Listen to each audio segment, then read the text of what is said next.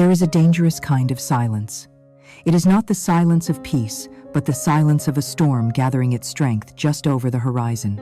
It is the quiet of a heart that has been broken one too many times, a spirit that has absorbed every insult, every condescending glance, and has begun, in the stillness, to calculate, to plan. In the sprawling Prescott mansion in the heart of Connecticut, a silence of this kind was being born.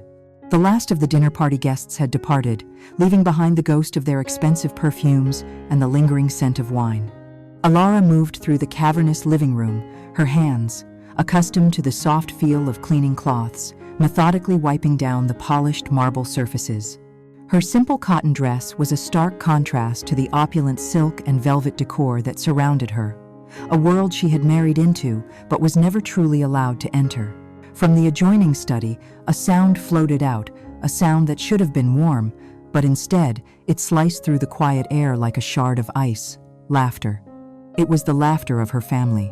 Her husband's mother, Eleanor, spoke first, her voice dripping with a venomous sweetness. "Look at her, Mark. Just look. You really married a housemaid. What an absolute embarrassment to the Prescott name." Then came Chloe, his sister, her tone a mocking echo of her mother's. "Well, at least she's useful for cleaning up. When are you finally going to tell her about Isabella and end this ridiculous charade? The Vanguard deal is almost finalized. We don't need to pretend to be nice to the little country mouse anymore." Ilara's breath caught in her chest, a painful, sharp thing. She stood perfectly still, hidden by the shadows of the grand archway. Then came the voice she had pledged her life to, the voice that had promised to love and protect her. Mark's voice. It was weaker than the others, but his words were the final, fatal blow. "Soon, Mother. Just give me until next week. I'll handle it." In that moment, the air in Ilara's lungs did not turn to a scream, nor did tears well in her eyes. Instead, a profound and terrifying calm washed over her. It was the chilling clarity of a person who has just witnessed the death of a beautiful dream. The love she thought she had found, the life she believed she was building, it all dissolved into a cruel mirage. The warmth in her heart did not just fade, it was extinguished, leaving behind an icy resolve. They thought she was a housemaid. They thought she was weak. They thought she was disposable. They had no idea that the storm they had so carelessly awakened was not coming for them from the horizon. It was already inside their home. Before the cold silence, there was music. Before the calculated plan, there was a hopeful heart. To understand the storm that was about to break over the Prescott family, one must first understand the quiet world from which it came. Ilara was not born into a life of simplicity. She had chosen it as a disguise. In reality, her name was Ilara Sterling, the sole heir to the Sterling Holdings empire, a global conglomerate so vast and powerful that its name was spoken only in the hushed, reverent tones of boardrooms and financial districts. Her childhood was not one of scraped knees and neighborhood friends, but of private tutors, sterile charity galas, and the suffocating weight of a future that had been meticulously planned for her before she could even walk.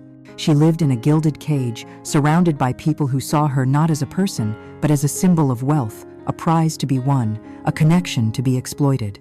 By the time she was 24, the loneliness had become a physical ache, a constant companion in her palatial New York penthouse. She looked at the men her circle presented heirs, titans, and polished opportunists, and saw only reflections of their own ambition in their eyes. So, she crafted an escape. She created Ilara Stone, an orphan who had aged out of the foster care system, a young woman of quiet resilience with a love for art history, working a modest job at a small, independent art gallery in Soho. She rented a small, simple apartment in Brooklyn, filled it with second-hand books and art supplies, and for the first time in her life, she felt the exhilarating thrill of anonymity. It was there, in that curated world of normalcy, that she met Mark Prescott. He walked into the gallery on a rainy Tuesday afternoon, shaking water from a designer trench coat. He was handsome, with a charming, easy smile that seemed to cut through the city's cynical edge. He didn't ask about the price of the paintings. He asked about the stories behind them. He listened, truly listened, as Ilara Stone spoke with passion about brushstrokes and hidden meanings. He seemed utterly captivated by her supposed simplicity and her genuine spirit. He told her she was a breath of fresh air, so different from the polished, calculating women he was used to. For Elara, who had spent her life being valued for her name, his words were a siren song. Their courtship was a whirlwind, a perfect montage of a New York romance. They had coffee in hole-in-the-wall cafes, walked for hours through Central Park, and shared secrets on the rooftop of her Brooklyn apartment building, the glittering Manhattan skyline serving as their backdrop. She, who could have dined at any Michelin-starred restaurant in the world, found more joy in sharing a slice of pizza with him on a park bench than she ever had at a society banquet. He spoke of his family's business, Prescott Innovations, with a mix of pride and pressure, painting himself as a devoted son, trying to uphold a legacy.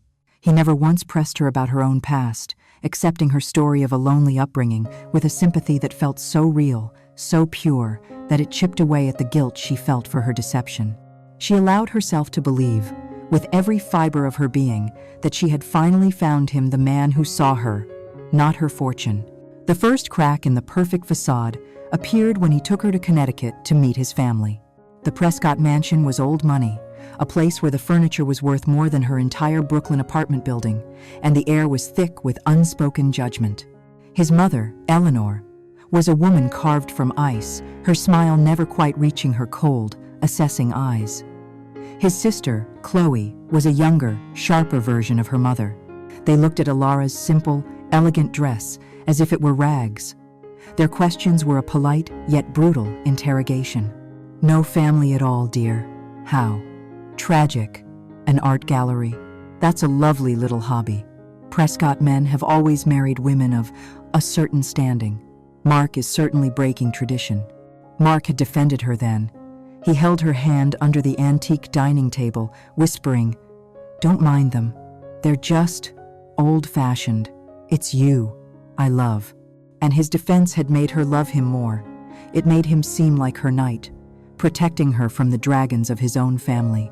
It was this belief in his protection that led her to say yes when he proposed 3 months later, on a boat in the middle of the Hudson River, the sunset painting the sky in hues of orange and gold. The wedding was a small, quiet affair at the Prescott estate. Eleanor had insisted, framing it as a desire for an intimate family gathering, but Elara knew it was to minimize the social embarrassment of her lack of family and connections. She told herself it didn't matter. The only thing that mattered was Mark.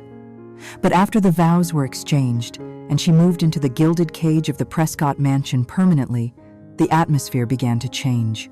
The thinly veiled condescension became a daily reality. Eleanor would critique her posture, her choice of words, the way she held her fork. Chloe would leave fashion magazines open to pages featuring society brides, with cruel little circles drawn around their multi-million-dollar rings.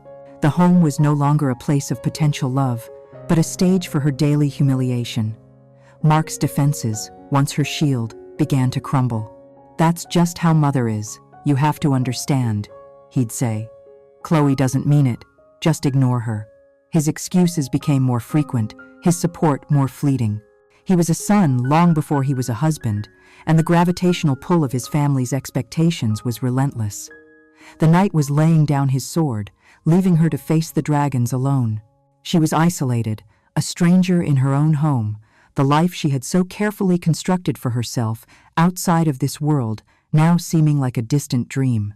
The beautiful illusion of Elara Stone, the beloved orphan, was shattering, leaving Elara Sterling, the forgotten heiress, to stare at the cold, hard reality of the gilded cage she had willingly walked into. She was a Prescott now, but she had never felt more like an outsider in her entire life.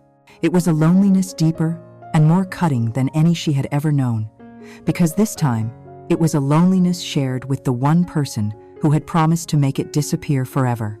The walls of the Prescott mansion had a way of shrinking day by day, the opulent decor becoming less like a home and more like the intricate interior of a trap. Mark's transformation from protector to passive observer was now complete. The man who had once praised her spirit now gently chided her for it. "Elara, you can't be so sensitive," he would say after his mother made a particularly cutting remark about her taste in literature. You just need to develop a thicker skin." He began to echo their sentiments, not with their sharp cruelty, but with a soft, insidious tone of concern that was somehow worse. "Perhaps you should let Mother handle the decor for the sunroom, darling. She just has a more practiced eye for these things." Each word was a small betrayal, another brick in the wall being built between them. He was no longer her husband in any true sense. He was his family's ambassador, sent to manage the foreign entity they had unfortunately allowed into their pristine lives. The breaking point, the moment that silence began to curdle into strategy, came on a crisp autumn afternoon. Eleanor was planning one of her ostentatious charity luncheons. Elara, desperate to feel useful, to carve out some small space for herself in this life, offered to help. She had spent years sitting on the junior boards of some of the world's most significant charitable foundations. She understood logistics, fundraising, and event planning on a scale Eleanor couldn't possibly imagine. She tentatively suggested a more modern, efficient way to manage the silent auction. Eleanor had looked up from her list of RSVPs, a slow, condescending smile gracing her lips. "Oh, my dear," she sighed, patting Elara's hand as if she were a simple-minded child. "What would you possibly know about philanthropy? Your kind is usually on the receiving end of it, not the planning side. Why don't you just make sure the silver is polished for the event? Stick to what you know." The insult landed with the force of a physical blow, not because it hurt her pride, but because of the cold, dismissive finality of it. She was, to them, and would always be, the help. That night, Elara didn't cry. She sat in the lavishly appointed guest room that had become her unspoken sanctuary, the screen of her laptop casting a pale blue light on her face. She would no longer be useless. She would no longer be a charity case in her own home. She needed an escape, a purpose, and most importantly, a vantage point. Her fingers flew across the keyboard, typing in search terms for jobs in the nearby city of Stamford, and then she saw it. A simple listing. Custodial staff required for evening shifts. Vanguard Enterprises. A jolt went through her, a spark of something cold and powerful. Vanguard. The company Mark spoke of, with a desperate reverence. The deal that was supposed to be the salvation of Prescott Innovations. The name was constantly on his lips, in hushed, anxious phone calls with his father, in arguments with his mother about their mounting expenses. They were pinning their entire future on Vanguard. A slow, dangerous idea began to form in her mind. What better place to observe a predator than from inside its own hunting ground? What better way to understand the game than by cleaning the game board itself? To be a cleaner was to be invisible. People's guards are down around the person who empties their trash and wipes their desks. Secrets are spoken, documents are left unattended. In a world where she was constantly watched and judged, the power of being utterly ignored was an irresistible weapon. Using her Elara Stone credentials, a fabricated history of quiet, reliable work, she applied. The interview was a brief, impersonal formality in a sterile basement office. The hiring manager barely looked at her resume, more concerned with her availability and willingness to work late hours. She was hired on the spot. No one questioned who she was. No one could ever imagine that the woman in front of them, agreeing to a wage that wouldn't even cover the cost of Eleanor's weekly floral arrangements, could buy and sell the entire building 100 times over. Her first night at Vanguard was a surreal experience. The coarse, drab uniform felt both humiliating and liberating. As she tied her long auburn hair back into a severe bun and looked at her reflection in the polished steel of an elevator door, she saw a stranger. But it was a stranger with a purpose. She was assigned to the executive floors, the very heart of the corporation. Her world became a silent ballet of emptying waste baskets, buffing floors until they gleamed, and wiping away the fingerprints of the powerful. She learned the building's rhythms, the late working executives, the security guards' patrol routes. She saw the stress etched on the faces of the finance team working on the Prescott proposal, and she felt a grim satisfaction. Life became a study in contrasts. By day, or rather, by night, she was a ghost in the machine, pushing a cart through silent, empty corridors, her presence acknowledged only by a brief nod from a security guard. Then, she would drive her modest second-hand car back to the Prescott mansion, shower away the smell of bleach and disinfectant, and slip into bed beside a husband who was a stranger to her. The family's reaction to her new job was exactly what she had expected. They were horrified, then amused. A cleaner? Chloe had shrieked with laughter over dinner. Oh, that is just perfect. How delightfully proletarian. Mark had tried to feign concern. Alara, you don't have to do this. We can support you. But there was relief in his eyes. Her job confirmed their narrative of her. She was simple, low-class, unambitious. Her working as a cleaner made their plans to discard her feel less like a betrayal and more like an unfortunate but necessary course correction. They never asked where she worked. They didn't care. Their arrogance was her shield. They would laugh about her smelling of chemicals when she came home, about the exhaustion they saw in her eyes, completely misinterpreting it as the drudgery of menial labor. They had no idea that her exhaustion came from the intense focus of her new mission, from a mind that was constantly observing, listening, and filing away every scrap of information. They thought she was scrubbing toilets. In reality, she was mapping out their downfall, one polished floor at a time. A marriage can survive many things, but it cannot survive the death of respect. For Alara, respect for her husband had been eroding for months, worn away by his constant capitulations to his family, his weak apologies, and his quiet complicity in her daily humiliation. What remained was a hollow affection, a ghost of the love she thought they once had. But even a ghost can be killed. The final death blow came not with a bang, but with the crinkle of paper. The signs had been there for weeks, small, discordant notes in the symphony of their shared life. There were the late nights, which he always blamed on the immense pressure of the Vanguard negotiations, his explanations filled with just enough corporate jargon to sound plausible. There was the new password on his phone, a digital wall that had never existed between them before. And there was a scent, a floral, musky perfume that was not hers, that would sometimes cling faintly to the collar of his shirt when he finally came home, a scent he would dismiss as belonging to a colleague he'd been in a meeting with. Alara, the invisible cleaner at Vanguard, knew the schedules. She knew the late-night meetings were often fabricated. She said nothing. Suspicions without proof were just poison for her own soul. She needed certainty. She found it on a Tuesday morning, while performing a task so mundane, so stereotypically wifely, that the irony was almost suffocating. She was gathering Mark's suits for the dry cleaning. He had been careless, tossing a charcoal gray jacket onto a chair in their bedroom. As she picked it up, her fingers brushed against a stiff bulge in the inner pocket. Her heart gave a single, painful thud. A part of her, the hopeful girl from the Brooklyn apartment, wanted to ignore it, to simply hand the jacket over and continue living in the murky gray of uncertainty. But Alara Sterling, the woman who ran board meetings in her mind while scrubbing floors, demanded the truth. Her hand, steady and deliberate, slipped inside the pocket. It was not one thing, but several. The first was a receipt from a 5-star restaurant downtown, dated the previous Thursday, a night he claimed to have been stuck at the office eating takeout. The bill was for two, and included a bottle of champagne she knew he only ordered for special occasions.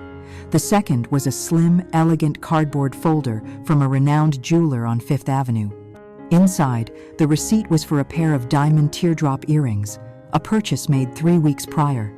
They were not the kind of thing she would ever wear, but she knew exactly who would. A woman who dripped with conventional, expensive taste. The final item was tucked inside the jewelry folder. It was a credit card slip, the kind that has a merchant copy and a customer copy. And on the signature line, below Mark's familiar, flowing script, was the final, irrefutable piece of evidence. It was a simple florist's gift card, small and innocuous. On it, in the florist's perfect cursive, it read, "For my brilliant Isabella, your biggest fan, M. Isabella." The name echoed in the silent room, connecting everything. The whispers of his mother, the sneer of his sister, the overheard conversation that had been the genesis of her new life. This wasn't a random, sordid affair. This was a calculated chess move. This was an audition for her replacement. The receipts did not feel like paper in her hand. They felt like fragments of a bomb that had just detonated in the center of her life. For a long moment, she could not breathe. The air was thick, heavy, unbreathable. A wave of nausea washed over her. Every memory of his affection, every whispered "I love you," every tender touch became a lie, a carefully constructed piece of theater for a naive audience of one. The man she married, the man who had seemed so different, so genuine, was a phantom. He had never existed. In his place was a weak, deceitful stranger who had been playing a part from the very beginning. The pain was sharp, immense, a white-hot agony that threatened to consume her. She wanted to scream, to shatter something, to confront him and watch the smug satisfaction crumble from his handsome face. But then, something shifted. The fire of her pain, instead of bursting into an inferno of rage, began to cool. It condensed, hardened, and solidified into something far more dangerous: clarity. The hurt was still there, but it was no longer a crippling emotion. It was now a tool. It was information. The emotional betrayal was devastating, but the strategic revelation was illuminating. They weren't just cheating her. They were underestimating her on a scale that was almost comical. They saw her as a simple pawn to be sacrificed, never imagining she was capable of seeing the whole board. She understood now. The affair with Isabella was Mark's insurance policy, sanctioned and encouraged by his mother. They were keeping Alara, the quiet, unassuming wife, in place to maintain a veneer of stability until the Vanguard deal was signed, sealed, and delivered. Once their financial future was secure, they would discard her, and Mark would seamlessly transition to the more socially and financially acceptable Isabella. Her entire marriage was nothing more than a bridge loan. Slowly, methodically, she took out her phone. She laid each piece of paper on the dark wood of the dresser, the restaurant bill, the jewelry receipt, the gift card, and photographed them from every angle, the clinical clicks of the camera shutter sounding like the cocking of a gun. She made sure every detail was crystal clear.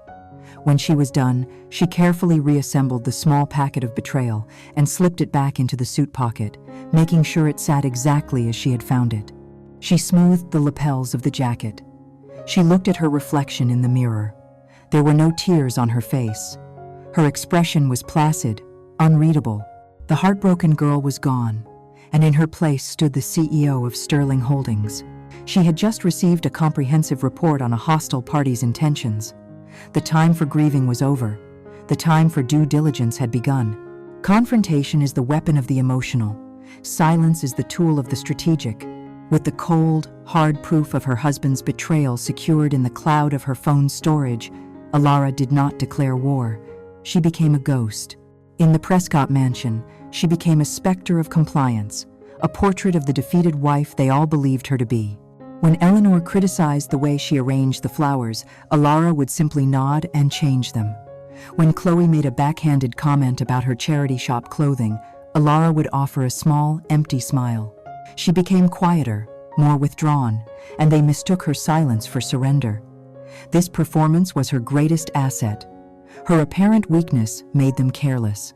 They spoke more freely in front of her, their whispers less guarded, their plans discussed with an arrogance born from the belief that she was too simple to understand and too broken to fight back.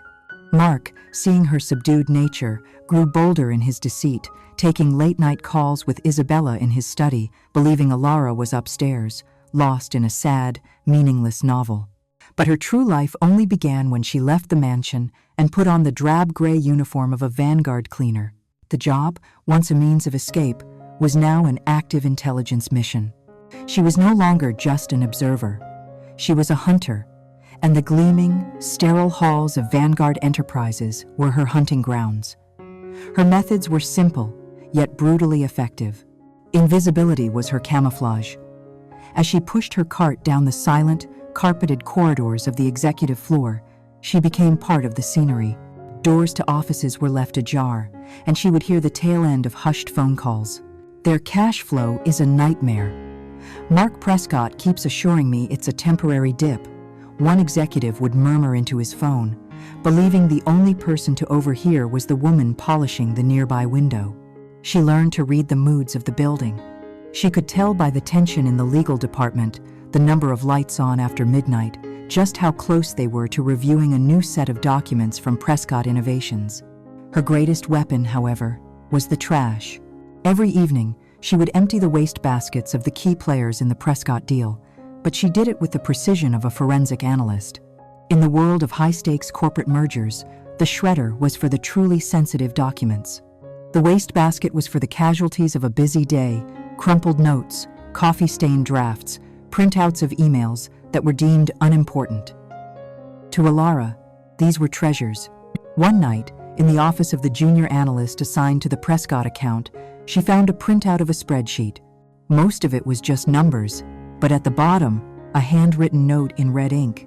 Asset valuation on their patents seems wildly inflated. Need to double-check this. Feels like they're trying to hide something. She carefully folded the paper, her heart beating a steady, cold rhythm, and slipped it into a hidden pocket inside her uniform.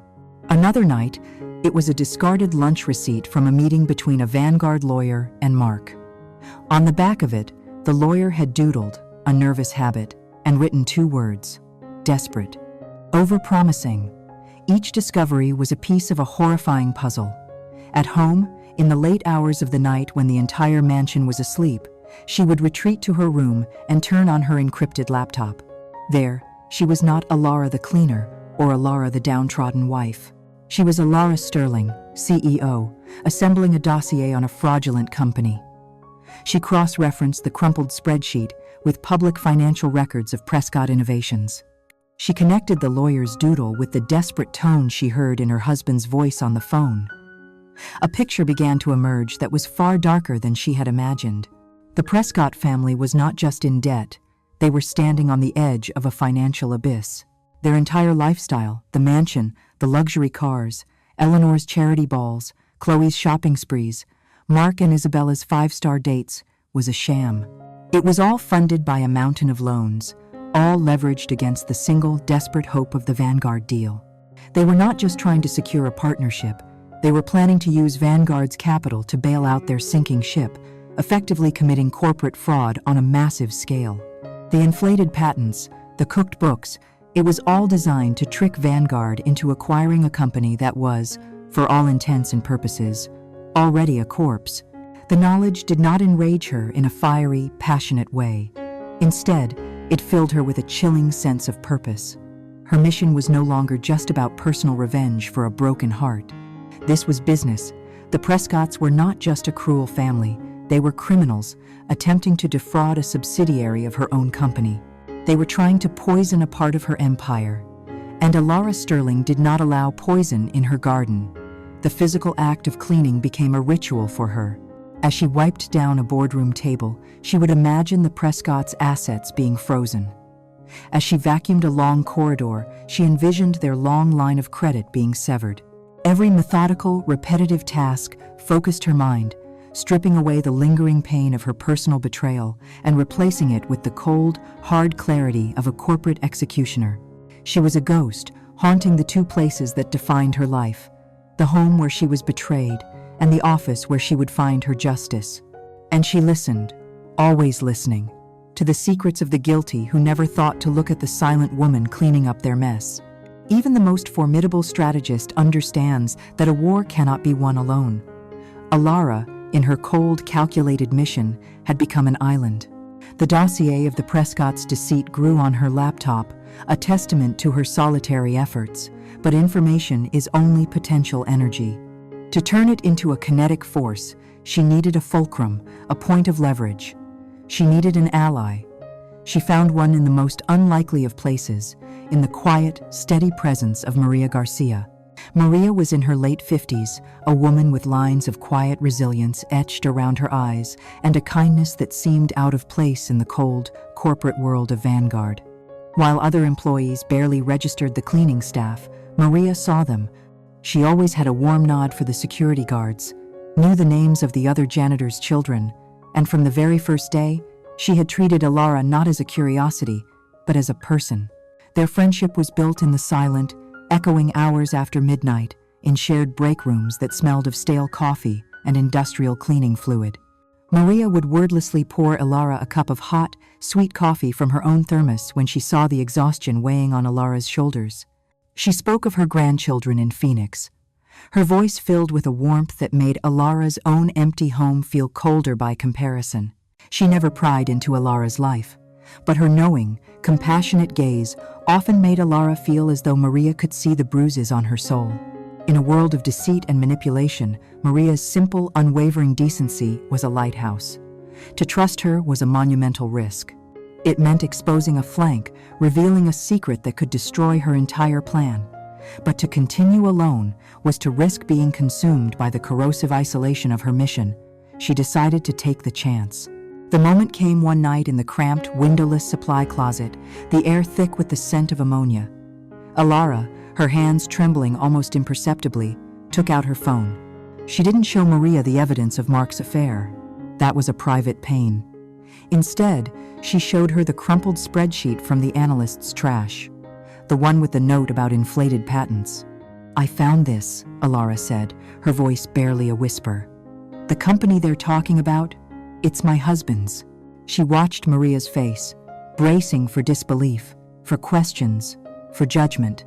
Maria took the phone, her brow furrowing as she read the note.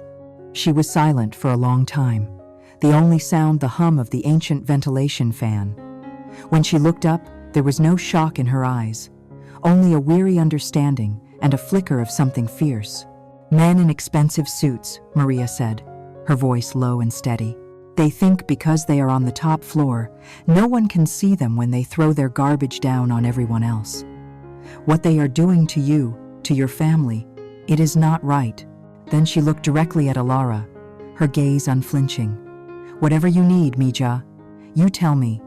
We ghosts in the hallway, we see everything. I will be your eyes." In that moment, Alara's isolation shattered. A bond of trust was forged, stronger than any corporate contract, an alliance between two women made invisible by their station. This was her internal ally, her queen on the chessboard. Now, it was time to bring in her rooks and bishops. The next evening, after her shift, Alara didn't drive back toward the gilded cage in Connecticut. She drove to a deserted corner of the Vanguard parking garage, the vast, empty space amplifying her solitude. She took out a small, encrypted satellite phone she had hidden in the car's glove compartment, a direct, untraceable link to her other life. She dialed a number she knew by heart.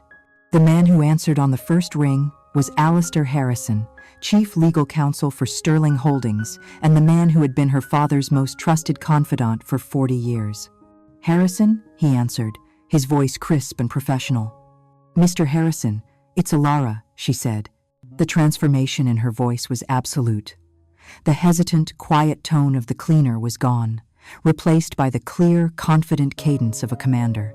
There was a pause on the other end of the line. Then Harrison's voice returned, infused with a deep, paternal concern. "Miss Sterling, are you all right? We've been—" "I'm fine, Alistair," she cut him off, her tone leaving no room for argument. "I have a situation that requires your immediate and absolute discretion. I am about to send you a secure file. I need you to hire the best private investigative firm in the country.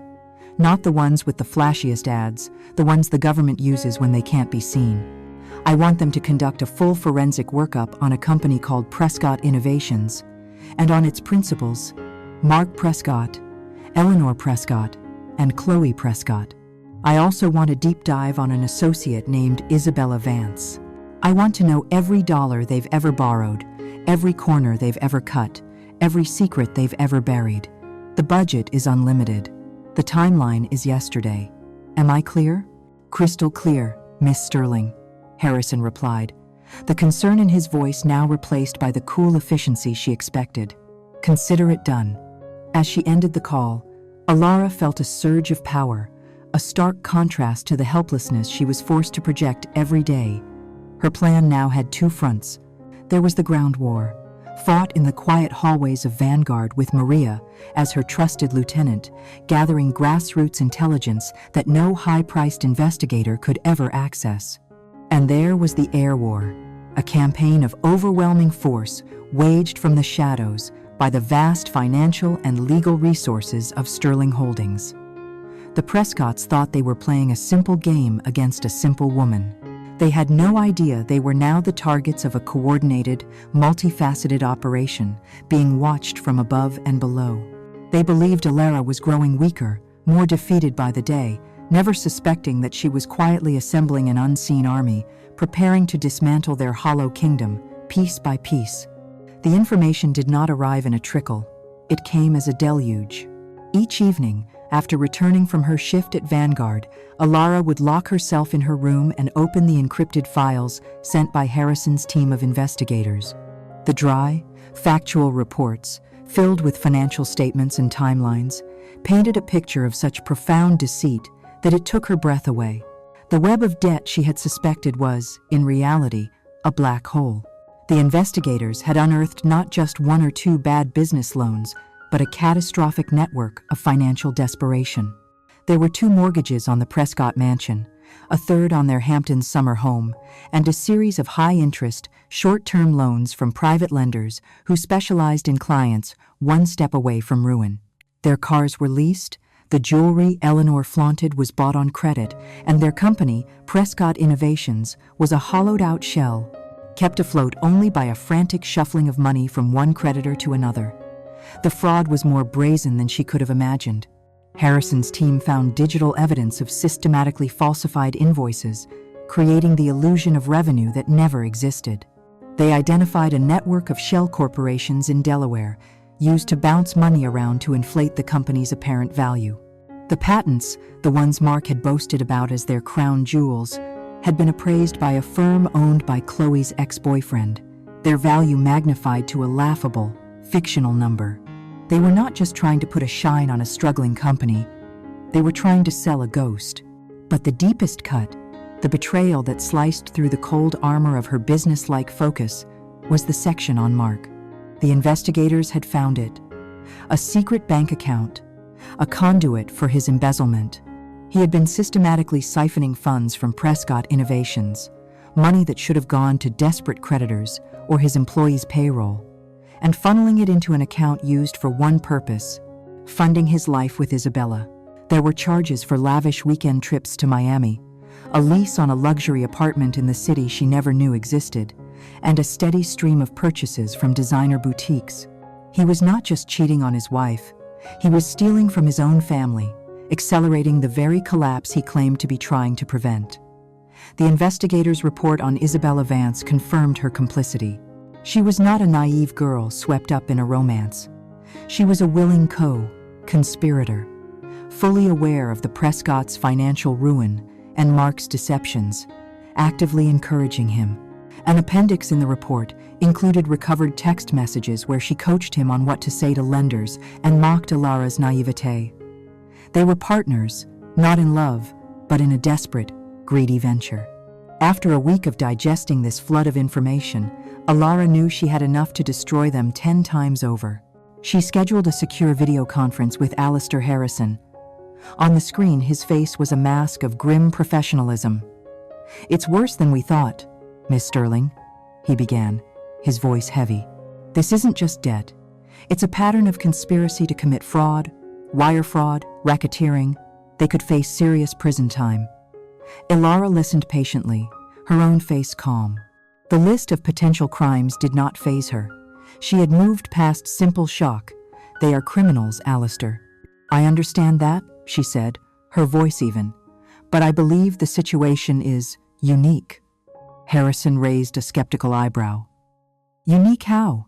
"I want you to stop reviewing the Prescott file for a moment," Alara instructed.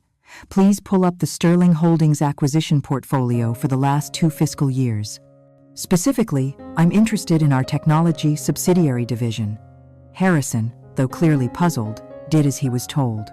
Alara could hear the faint sound of him typing, the soft rustle of papers. She waited, watching his face on the screen.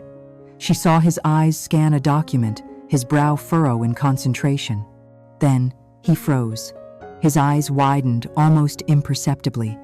He looked up from his papers, not at his camera, but as if staring through it, directly at her. A long, profound silence stretched between them.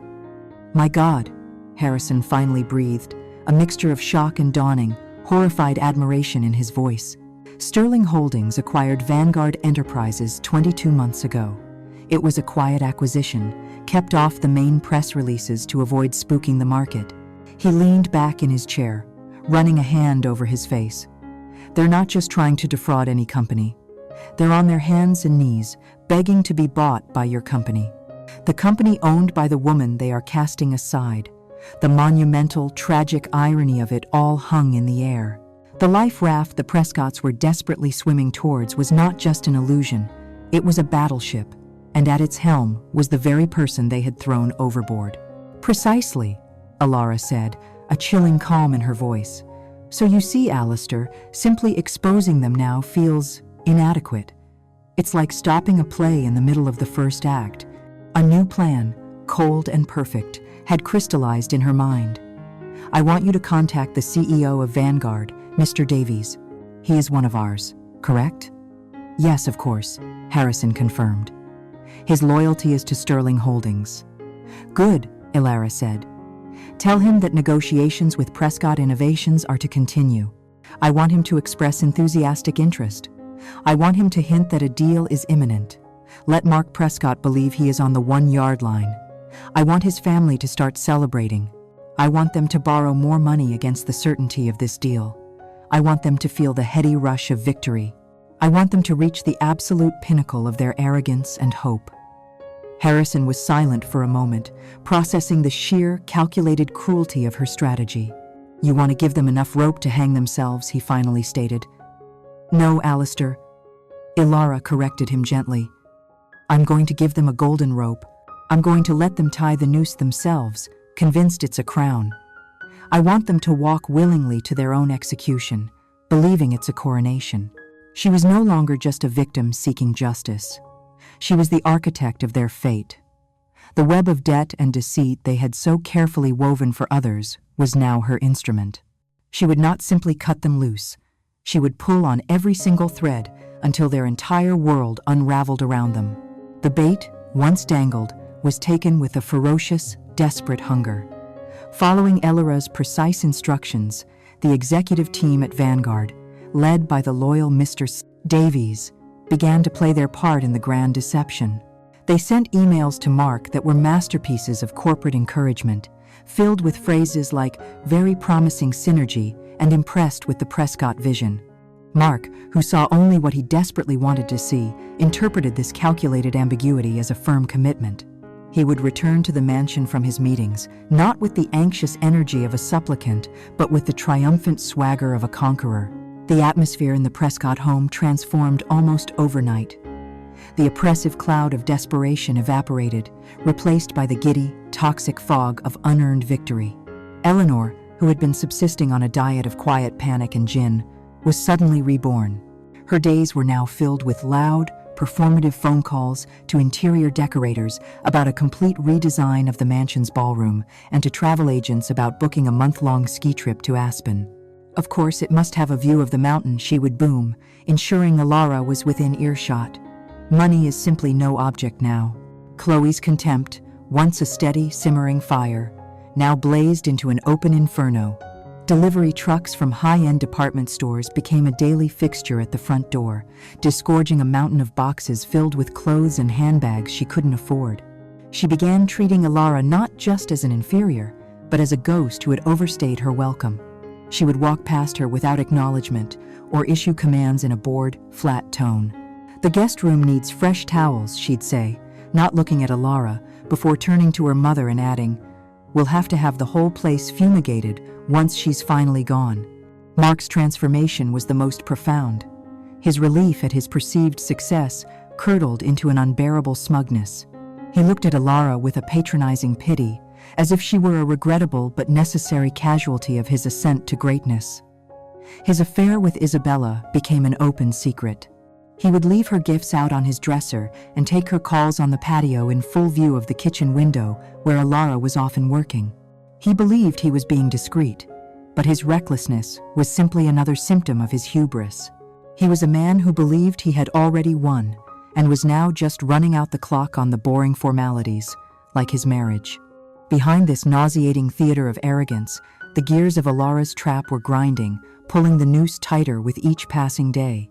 Vanguard's legal team, acting on Alara's orders, would periodically invent plausible complications, a need for an independent third-party audit, a sudden regulatory query, each one requiring the Prescotts to spend more money on their own lawyers, to pay for more consultants. Each delay was a small financial bleed.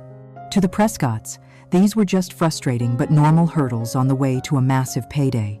They borrowed more money to cover the costs, leveraging their last remaining assets and signing their names to personal guarantees with predatory interest rates. In her room at night, Alara would receive encrypted updates from Harrison. They've just secured a bridge loan of $250,000 from a private equity firm. The interest rate is 28%, one message read. Alara would read these updates with the detached calm of a doctor reviewing a patient's terminal diagnosis. They were not just spending money, they were bankrupting their very future, and she was watching it happen in real time. To endure their celebrations was the greatest test of her resolve. She lived in a surreal world where she was forced to be a silent audience to the planning of a future that was a complete fiction. She served them roasted chicken while they discussed which model of yacht to buy. She cleaned the wine glasses they raised in toasts to new beginnings and the Prescott legacy. Each act of their hubris, each casual cruelty, was no longer a personal sting. It was evidence, it was fuel, it was a justification for the cold, hard justice she was meticulously preparing to deliver. Her face became a perfect, placid mask, her emotions locked away behind a wall of impenetrable ice. At Vanguard, she and Maria would exchange brief, knowing glances across the polished floors. They could hear the Vanguard executives in their offices, laughing as they took another call from a frantic Mark Prescott. "The fish is on the line, mister," Davies once remarked to his CFO, not realizing Alara was quietly wiping down the credenza behind him, "and he's practically jumping into the boat for us." These moments were her anchor, reminding her that the reality she was building was far more solid than the fantasy the Prescotts were living in. The end was set in motion on a Wednesday evening. The family was gathered in the living room, their mood ecstatic. Mark had just gotten off the phone with Vanguard. "It's done," he announced, his voice thick with emotion. "Davies says the board has given the green light. We're just waiting on the final paperwork. It's a formality." Eleanor burst into tears of joy. Chloe shrieked and hugged her brother. Then, Eleanor turned to Alara, who was standing quietly by the door. A slow, triumphant, cruel smile spread across her face. "To celebrate this momentous occasion," she announced, her voice dripping with meaning, "we will be having a special family dinner on Saturday evening. A farewell to the past and a welcome to the future." It was not an invitation. It was a summons to her own execution. Mark looked at her, his expression a mixture of guilt and condescending pity. This was it, the final act. They were offering her up on a platter to celebrate a victory that would never come. Alara held Eleanor's gaze, her own expression unreadable. She gave a small, almost imperceptible nod. "Of course," she said, her voice soft and even. "I'll be there." They heard the words of a defeated woman. What she had truly said was, "I accept your unconditional surrender." The dining room of the Prescott mansion had been transformed into a shrine of self-congratulation. Eleanor had orchestrated the evening with the meticulous detail of a theater director staging a triumphant final act. The long mahogany table was set with the family's finest silver, so polished it reflected the candlelight from the grand chandelier like a dozen fractured mirrors. Crystal glasses, reserved only for the most significant occasions, glittered at every place setting, waiting to be filled with the vintage champagne that was chilling in a silver bucket, a bottle purchased with the last of a high-interest loan. The air was thick with the rich aroma of roasted lamb and the cloying scent of the massive floral centerpiece. It was a scene of opulent victory, a carefully constructed illusion of wealth and power. Seated around the table were the victors. Mark was at the head, his face flushed with champagne and pride, looking every bit the conquering hero. To his right sat Isabella, radiant in a silk dress the color of money, her hand resting possessively on his arm. She was playing the role of the future Mrs. Prescott with flawless execution, laughing at his jokes, her eyes full of adoration and ambition. Opposite them, Eleanor presided like a queen restored to her throne, a regal, satisfied smile on her face. Chloe, next to her mother, was a vision of smug beauty, her phone occasionally lighting up her face as she texted her friends about the family's glorious comeback. They raised their glasses. "To the future," Mark declared, his voice ringing with confidence. "To Prescott Innovations and our new partnership with Vanguard." "To the future," Eleanor and Chloe echoed. "And to getting rid of unnecessary baggage," Chloe added with a malicious smirk, glancing at Alara's empty chair. Isabella giggled, a sound like chipping ice. It was into this scene of gilded triumph that Alara walked. The swinging door from the kitchen opened, and she appeared, but it was not the Alara they were expecting. She was not wearing a simple dress, nor had she made any attempt to look presentable for their celebration. She was wearing her Vanguard Enterprises cleaner's uniform. The gray, functional fabric was clean and pressed, but it was an unmistakable symbol of menial labor. In the opulent, candlelit room, she was a jarring note of reality, a specter of the world they so desperately wanted to leave behind. For a moment, there was a stunned silence. Then Chloe let out a sharp, ugly laugh. "Oh my God," she gasped, covering her mouth. "She's actually lost her mind. Did you come to scrub the floors?" Eleanor's face contorted into a mask of pure disgust. "Alara, what is the meaning of this grotesque display? You are an embarrassment. This is the most important night of our lives." Isabella simply watched with a cool, detached amusement, her eyes sweeping over Alara's uniform with disdain. It was Mark who finally broke, his voice a mixture of fury and deep, profound shame. "Alara, for God's sake," he hissed, standing up from his chair. "What are you doing? Go upstairs and change. Now, do not ruin this night for us." Alara did not look at him. She did not look at any of them. She calmly walked past the table, her rubber-soled shoes making no sound on the priceless oriental rug. Her silence, her utter refusal to engage with their shock and anger, was more unsettling than any outburst could have been. The festive atmosphere began to curdle, the celebratory mood evaporating under the cold weight of her presence. She walked to the far end of the room, where a large, state-of-the-art television was mounted on the wall. She picked up the remote from a side table. "Ruin it?" she said, her voice quiet, yet it cut through the room, silencing them instantly. "I thought that's why I was invited. To witness the end of things. What are you babbling about?" Eleanor snapped, her patience gone. "This is a beginning, is it?" Alara asked, turning to face them for the first time. Her face was a placid, unreadable mask, but her eyes held a chilling intensity. "It feels more like a final accounting." She ignored their sputtering protests and pointed the remote at the screen, which flickered to life with a blank, blue display. Her calm was a terrifying thing. It was the calm of the executioner who knows the sentence is just. It was the calm of the chess master who sees the inevitable checkmate 10 moves ahead. They had expected tears, or perhaps a pathetic, desperate plea. They had not been prepared for this cold, unnerving control. They were armed with champagne and arrogance. She was armed with a television remote and a truth so devastating it would burn their world to ash. "You're celebrating a victory," Alara continued, her voice still unnervingly, even as she took a few steps toward the head of the table, standing opposite her husband. "But you seem to have forgotten all the hard work that went into it. The sacrifices, the backroom deals, the secrets." Mark's face was pale. "Stop it, Alara. You're making a scene." "Oh, I'm not the one who made the scene, Mark," she replied, her eyes locking onto his. "I've just been the one cleaning it up." She held up the remote. "Before we continue with your celebration," she said, a small, cold smile touching her lips for the first time, "I've prepared a small presentation for the board. A little look back at the journey that brought us all here tonight. Please, enjoy the show." And with a click of a button, the first image appeared on the screen. The click of the remote was a small, insignificant sound, but it was the signal that started the avalanche. The first image that flashed onto the massive screen was not a chart or a document, but a photograph, professionally clear, taken with a long-lens camera. It showed Mark and Isabella seated at a sun-drenched cafe in the city. Mark was leaning across the table, his expression one of rapt adoration, and he was kissing Isabella's hand.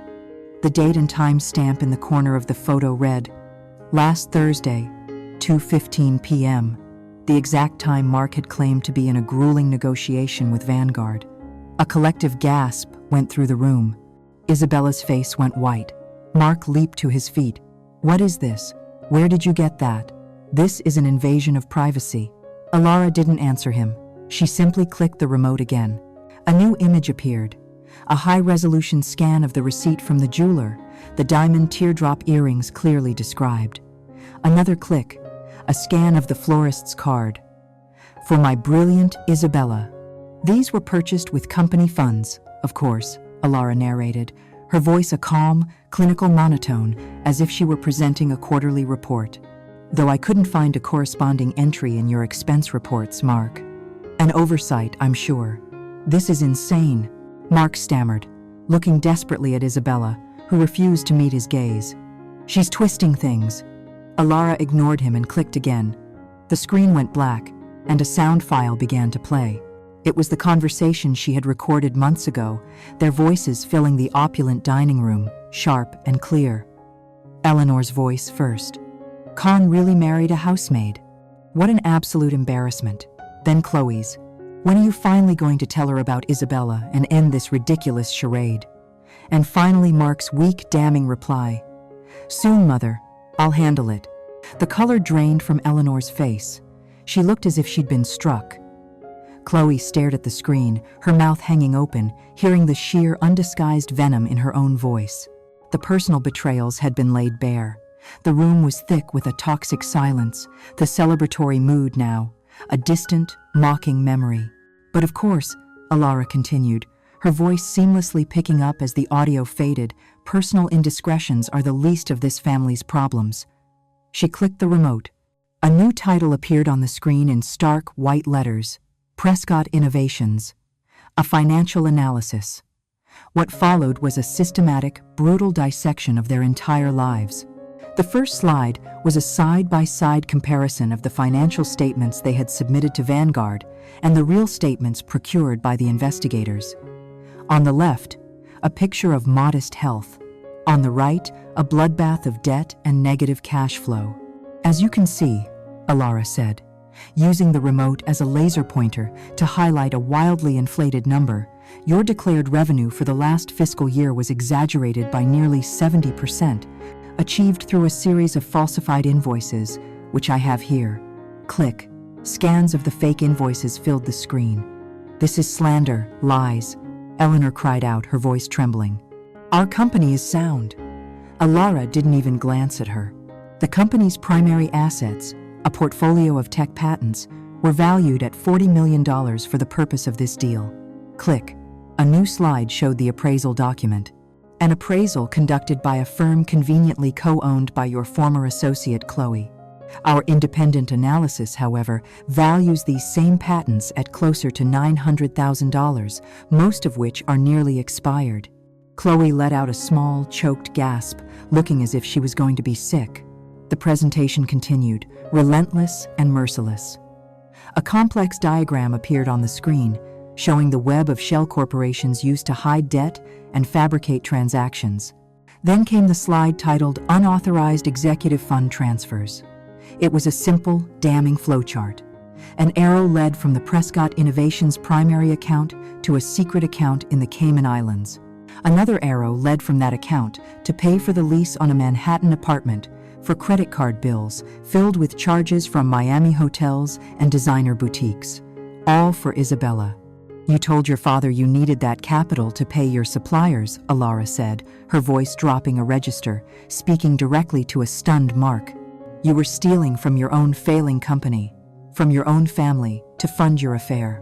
Mark collapsed back into his chair as if his strings had been cut, his face ashen. He had no words, no defense. He was utterly and completely exposed. Isabella, seeing the evidence of the embezzlement and the true state of their finances, finally broke her silence. "I knew nothing about this," she said, her voice sharp with panic, pushing her chair away from Mark. "He told me the money was from a personal trust fund. I am a victim here as well. The final slide appeared. It was the simplest and the most brutal.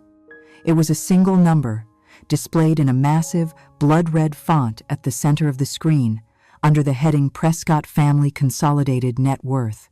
The number was -$22 million. Below it, a scrolling list of their creditors began to play, a seemingly endless procession of banks, private equity firms, and credit card companies. The room, which had echoed with laughter and triumphant toasts just an hour before, was now as silent as a tomb. The food on their plates was cold and untouched. The champagne sat forgotten in its bucket. Eleanor was openly weeping, her proud, icy composure shattered into a million pieces. Chloe was staring blankly at the screen, her face a mask of numb horror. Mark had his head in his hands, his shoulders shaking. Isabella had already taken her purse and was quietly inching towards the door. Ilara clicked the remote one last time, and the screen went blank. She stood there in the devastating silence, the quiet cleaner in her simple gray uniform. She had not raised her voice. She had not shed a tear. She had simply held up a mirror, and the reflection had destroyed them. The silence that fell upon the room was heavier than any sound. It was the crushing, absolute silence of total ruin. The flickering candlelight cast long, dancing shadows on the walls, making the faces of the Prescotts look like grotesque masks of despair. Eleanor sat rigid in her chair, her face a deathly pale, her breath coming in shallow, ragged gasps. Chloe was sobbing openly now, ugly, guttural sounds of pure terror. And Mark was a broken thing, his head bowed, staring at his useless hands on the polished table, the reflection showing a man hollowed out from the inside. Isabella had vanished, slipping away during the financial presentation with the silent, self-preserving instinct of a rat leaving a sinking ship. Finally, Mark lifted his head, his eyes red-rimmed and filled with a desperate, uncomprehending agony. "How?" he whispered, his voice cracking. "How could you possibly know all of this? The investigators, the bank records. Who are you?" Ilara looked at him, her expression devoid of pity or anger. It was the calm, detached gaze of a scientist observing a failed experiment. "That has always been your primary concern, hasn't it, Mark? My identity, my family, my background." She took a slow step towards the table, her presence dominating the cavernous room. "All those months, you and your family looked at me with such disdain. The poor little orphan, the simple girl from the country. A piece of furniture you would soon discard. You judged my hands for the calluses they didn't have, my clothes for the labels they lacked, and my spirit for a simplicity you invented." Her voice was still quiet, but it held the weight of an iron bell. "You were right to be concerned about who I was. You were just so blinded by your own arrogance, you never thought to ask the right questions. You never once considered that my silence was not weakness, but observation. You never imagined that my life didn't begin the day I met you." She paused, letting the weight of her words settle in the suffocating silence. She looked from Eleanor's terrified face to Chloe's tear-streaked one, and finally, her gaze landed back on Mark, the man who had vowed to love and protect her. "You wanted to know my name," she said, her voice dropping to a near whisper, yet it echoed in their minds like a cannon shot. "My name is not Ilara Stone. My name is Ilara Sterling." The name hung in the air, shimmering with an impossible weight. For a moment, it didn't register. It was just a name. Then, the connection fired in Chloe's terrified mind, the dots connecting with an audible gasp. Mark's eyes widened, a flicker of horrified recognition dawning in their depths. Eleanor simply stared, her mind refusing to process the information. "Sterling?" Chloe stammered, shaking her head in disbelief. "As in, Sterling Holdings?" "The very same," Ilara confirmed, her voice as cold and hard as a diamond. "The parent company of Vanguard Enterprises. The company you have been begging to save you. The company that, for all intents and purposes, belongs to me." It was the final, fatal blow. It was the checkmate they never saw coming. They had not been outsmarted by a cleaner. They had been annihilated by a queen who had disguised herself as a pawn. The understanding that crashed down upon them was not just that they were ruined, but that they had authored their own destruction, handing the instruments of their downfall to the one person they had wronged the most. It was a joke of cosmic, tragic proportions. "Now," Alara said, her voice shifting into the crisp, authoritative tone of a CEO delivering a final verdict. "Let's conclude this evening's business." She gestured to the blank screen. First, the proposal from Prescott Innovations for a merger with Vanguard Enterprises is, of course, rejected. Due to the extensive fraudulent information contained within your submission, our legal team will be in contact regarding potential criminal charges. Eleanor let out a faint, strangled cry. Second, Alara continued, her pace unhurried, as I'm sure my investigators have now made you aware, your debt position is untenable. To that end, Sterling Holdings has, over the past week, quietly acquired all of your outstanding corporate and personal loans from your various creditors. The mortgages, the bridge loans, the credit lines, all of it. We are now your sole creditor. She let that sink in. They were not just ruined, they were owned by her. And third, she said, delivering the coup de grace, we are hereby calling in those debts, in full, effective immediately. This means that as of this moment, this house, the cars, the company, every last worthless stock certificate belongs to Sterling Holdings. It belongs to me. She looked directly at each of them in turn, her eyes like chips of ice. You are bankrupt, and you are all fired. That was it. The world ended not with a bang, but with the quiet, final words of the woman they had called a housemaid. Eleanor's eyes rolled back in her head, and she slumped sideways in her chair in a dead faint. Chloe let out a piercing wail and buried her face in her hands.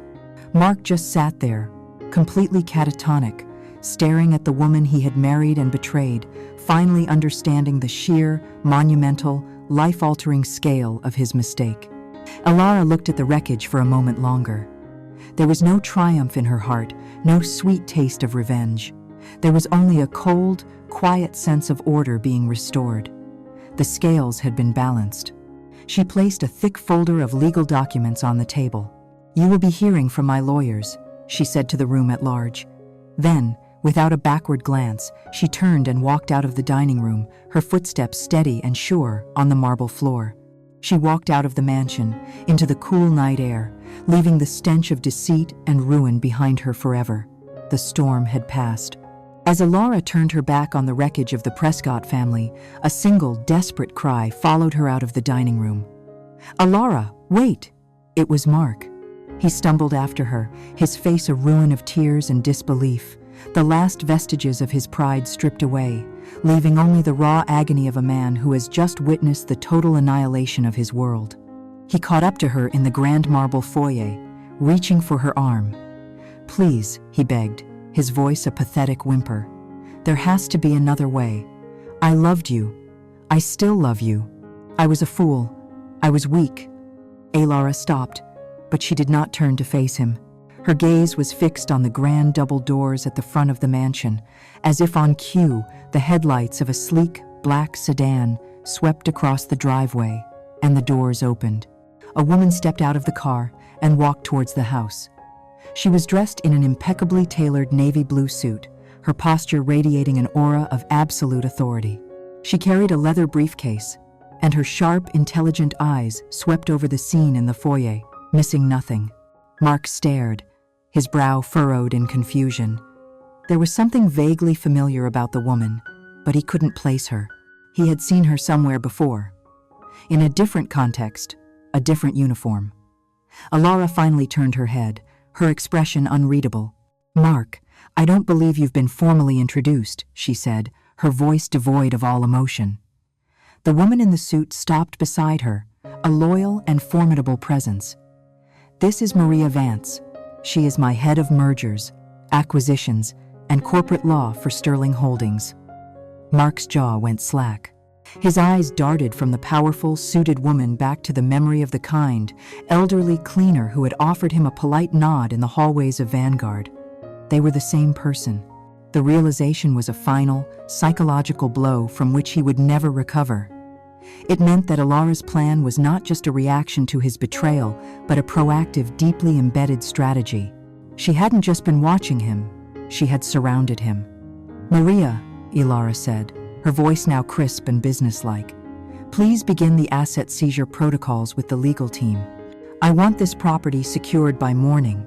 "Of course, Miss Sterling," Maria replied, her voice the same steady, respectful tone she had used when offering Alara coffee in the break room.